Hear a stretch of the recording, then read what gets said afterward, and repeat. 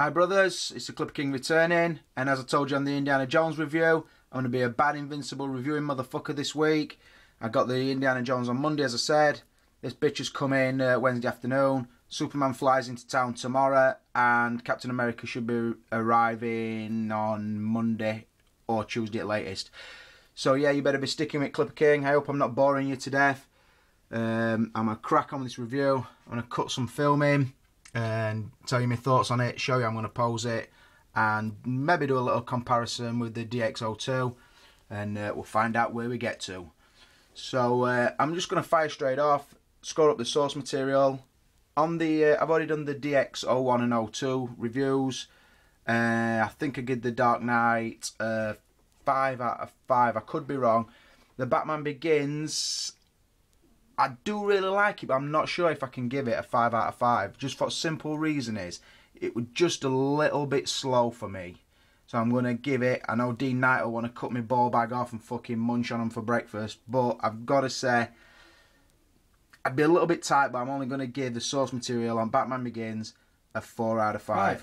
Rolling on to the packaging. As you can see, like I've just said, I did get the shipping box. But because they only send the shipping box, there were no outer box on it, no wrapping around it.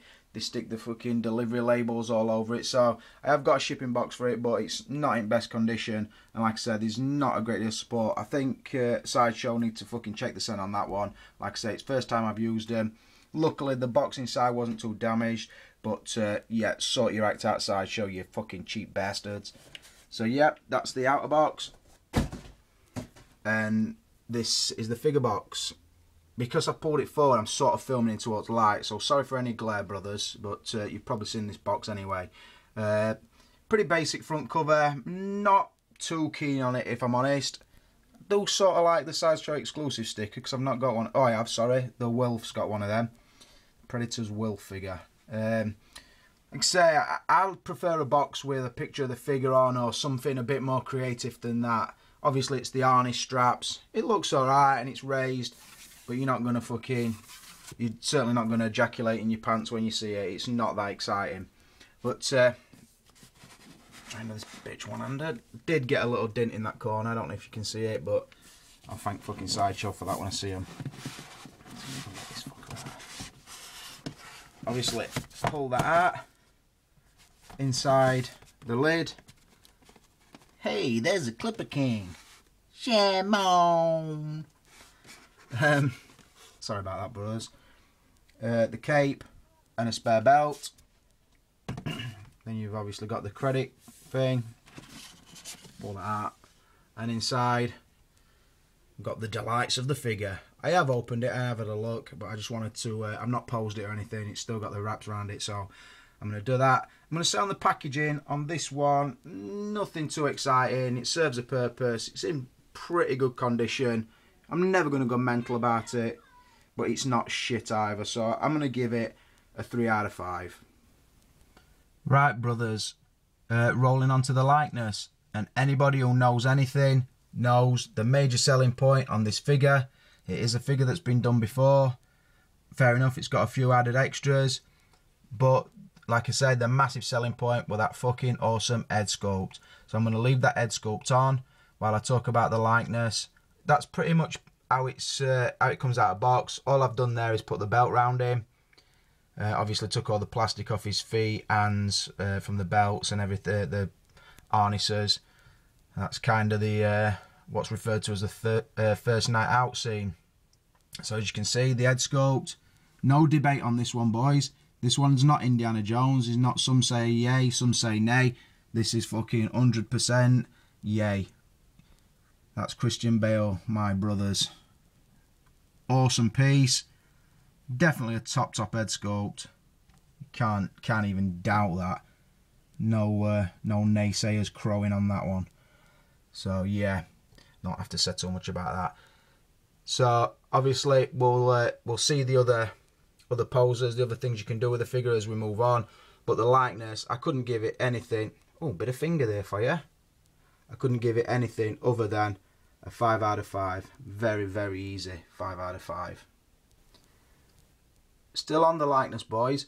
just a little bit of an experiment, just to show. I don't know how good this camera's going to pick it up. If you look at him in that balaclava, you can still tell that that's Christian Bale under there, just from the eyes and the lips. So you know that's a fucking top sculpt. You can even see who it is under the cloth. Very nice. Just a quick pointer here, boys, before I roll on to the next category. The way I'm taking off the harness, pretty easy really, easier than I thought it was going to be, because somebody told me it was a bit of a bastard.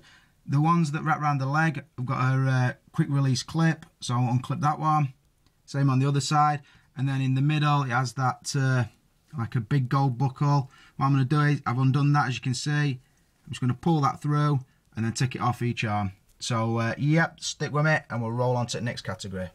Right, as you can see, brothers, we're going to roll on to outfit, and I've changed her up.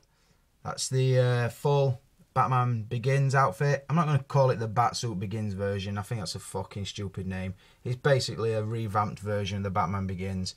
So yeah, obviously I've not had this suit before. I do really like it. First thing I noticed when I took it out of the box was how loose it feels. It is a little bit squidgier than the DX one.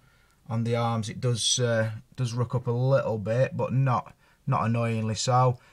The head swapped on quite easily. The cape's a little bit of a bastard to put onto the holes, and that's basically I dropped a bollock when I first tried to do it, because the pegs, these two pegs here, there and there, to hold them onto the cape while the cape's not being worn, it comes with these little black rings.